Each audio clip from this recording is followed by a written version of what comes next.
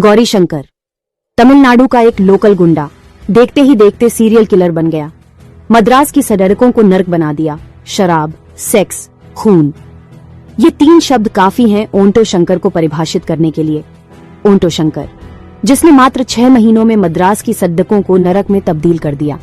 मद्रास में समंदर के किनारे बसे एक शांत गांव का खूंखार बाशिंदा एक लोकल गुंडे से सीरियल किलर में तब्दील हो गया। गौरी शंकर 1955 में वेल्लोर, तमिलनाडु में पैदा हुआ। उस वक्त जब वहां से लोग काम धंधे के चक्कर में मद्रास चले जाते थे। मद्रास सपनों का शहर हुआ करता था और दक्षिणी यूथ और मिडिल क्लास को काफी सूट भी करता था। शंकर मद्रास पहुंच गया क्योंकि उसे ऐसा लगता था कि मद्रास उसके लिए ही बना है। फिल्मों का शौकीन, पेंटिंग और डांस में रुचि रखने वाला शंकर मद्रास में खुद को देख रहा था। कॉलीवुड शंकर का पहला प्यार था और मद्रास कॉलीवुड का सेंटर था।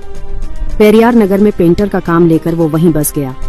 उस वक्त तक मद्रास इतना नहीं बसा था जितना आज हम उसे देखते हैं, उसका आधा भी नहीं। शहर बहुत ही छोटा था और आज हम जिस जगह को तिरुवनमयूर के नाम से जानते हैं वो उस जमाने में एक सूना पडेढ़ा मछली पकड़े देने का अड्डा था। वहाँ अगर कोई दिखता था तो बस मछुआरे। आज वहाँ गाड़ियों का शोर और उगे हुए घर हैं। उस वक्त वहाँ सब कुछ वीराना था। ये सब कुछ काफी फिल्मी सा लगता है, एकदम ओंटो शंकर के नाम और उसकी कहानी जैसा। तिरुवनमयूर से लेकर महाबलीपुरम तक का पूरा तट मछुआरों की बस्ती ही हुआ करती थी। चारों ओर या तो मछुआरे दिखते थे या ताडेडेच और नारियल के पेड़, एकदम किसी आदर्श पेंटिंग जैसा। सड़े ढाके अभी भी यहाँ तक नहीं पहुँची थी। सब कुछ इतना शांत, इतना कुशलता से चल रहा था कि पुलिस वाले इक्के दुक्के ही दिखाई देते थे। इंसानी फितरत ही यही है कि कुछ भी अच्छा होने लगे तो हम बुरे की कल्पना करना छोड़ेच देते हैं। ओंटो शंकर का जन्म इसी फितरत को काटने के लिए हुआ था।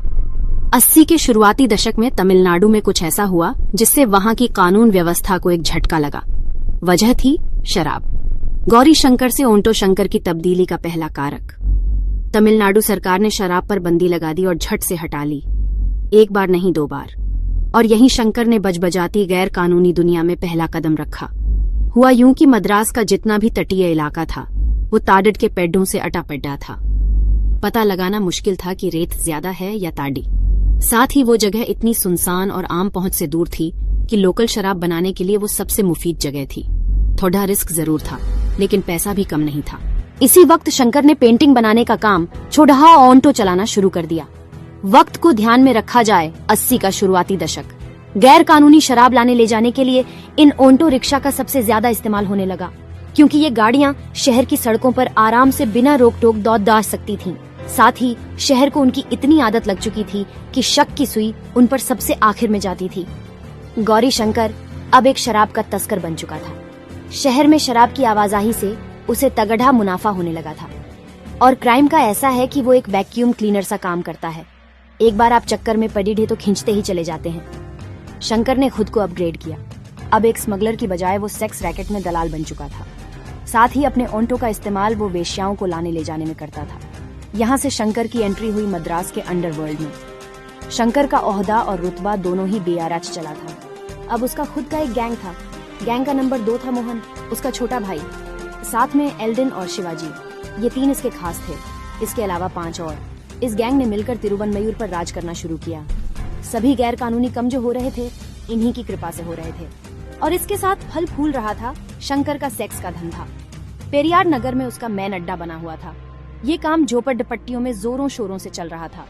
साथ ही इसकी एक छोटी ब्रांच साउथ मद्रास की एक मशहूर और व्यस्त सड़क एलबी रोड की लॉज में भी खुली हुई थी।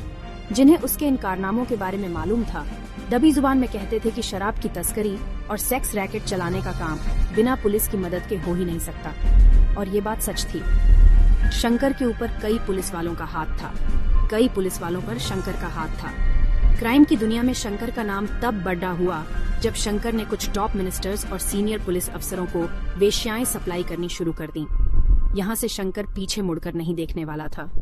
ये बात उसे बखूबी मालूम भी चल चुकी थी और यहीं से उसके मन में कानून से ऊपर होने की गफलत पल गई। 1988 के आखिरी हिस्से में तिरुवनमयूर से 9 लड़कियों के गायब होने की बात सामने आई। पुलिस के पास शिकायत भी की गई। पुलिस, जिसे शंकर के कारनामों की पूरी जानकारी थी, मामले को टरकाने में लग गई।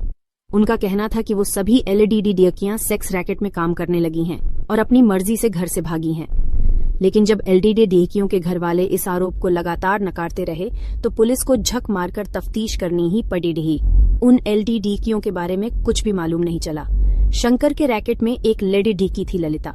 जब उसे ललिता के भागने के बारे में पता चला तो वो उसे पागलों की तरह ढूंढने लगा। उसका पता मिलने पर शंकर उस तक पहुंचा, उसे और उसके प्रेमी को पेरियार नगर वापस लेकर आया। वहां ललिता को पीट पीट कर मार डाला। ललिता के प्रेमी को शंकर ने आग में भून दिया। उसकी जली हुई लाश को उसने समंदर में फेंक दिया। ललिता की लाश 13 साल बाद मिली।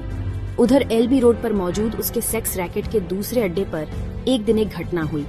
वहां 3 एलडी डेहाकों ने एक वेश्या को जबरदस्ती उस लॉज से बाहर ले जाने की कोशिश की। शंकर वहीं मौजूद था।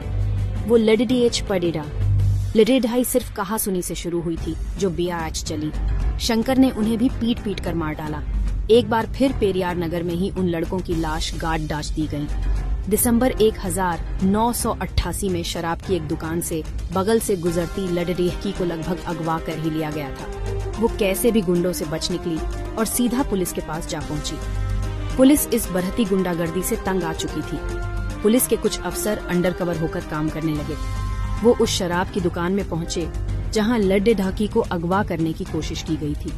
वहां पहली बार उनके सामने ये नाम आया, ओंटो शंकर।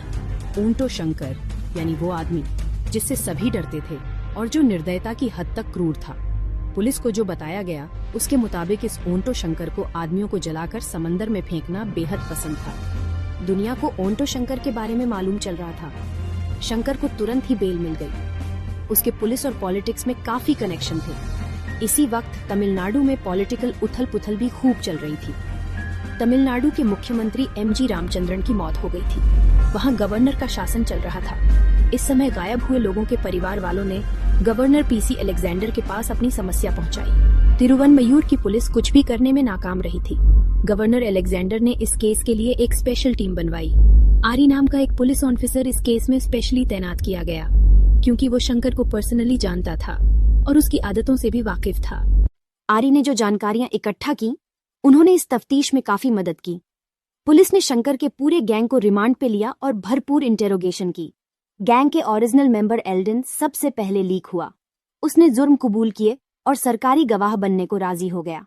शह पाकर पुलिस शंकर के पास पहुंची और फिर से अरेस्ट किया। इस बार उसने भी जुर्म कबूल लिए। पुलिस ने पेरियार नगर से 5 लाशें बरामद की। शंकर ने उन्हें सीमेंट की दीवारों में चुनवा दिया था। लाशों की बरामदगी महज शुरुआत थी। जब शंकर की प्रॉपर्टी खंगाली गई तो एक डायरी मिली। डायरी में वो सब कुछ था जो खुले में आना बेहद जरूरी था। उसमें ऐसे तमाम पुलिस वालों का नाम था जो उसकी मदद किया करते थे। साथ ही कई पुलिस वालों की फोटो भी मिली जिन्होंने शंकर के साथ खीडीडीए होकर पोज देते हुए फोटो खिंचवाई थीं। 2 पुलिस वाले तुरंत ही सस्पेंड कर दिए गए। एक डिप्टी सुपरिटेंडेंट को लंबी छुट्टी पर भेज दिया गया।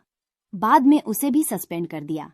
शंकर ने अदालत में बताया कि उसके क्राइम के पीछे मैन हाथ सिनेमा का था। उसे फिल्मों में दिखाए क्राइम से प्रेरणा मिलती थी। उसे फिल्मी विलेनों जैसा बनना था। उस वक्त के एडिशनल डायरेक्टर जनरल ओएनएफ पुलिस ने एक सेमिनार में कहा था कि शंकर के मॉरल करप्शन की वजह भी सिनेमा ही था। हालांकि बाद में शंकर ने जो भी बताया वो बहुत ही निराशाजनक और शर्मनाक था, हैरान करने वाला भी। उसने अपने कबूलनामे में और कई रिपोर्टरों से बात करते हुए ये बताया कि उसने जिन भी एलडीडीआकियों को किडनैप किया या किडनैप की कोशिश की वो पॉलिटिशियंस के लिए थीं। उसने कहा कि जब पॉलिटिशियंस उनका रेप कर देते थे तो वो उन्हें मारकर समंदर में फेंक देता था। अभी तक शंकर और उसका गैंग पल्लावरम पुलिस स्टेशन में बंद थे। उन्हें अब मद्रास सेंट्रल जेल में भेज दिया गया। वहां से शंकर अपने 4 साथियों के साथ भाग निकला। कहते हैं उसकी मदद एक महिला ने की थी। बाद में पता चला कि 3 जेल वार्डन ने मिलकर शंकर की मदद की थी।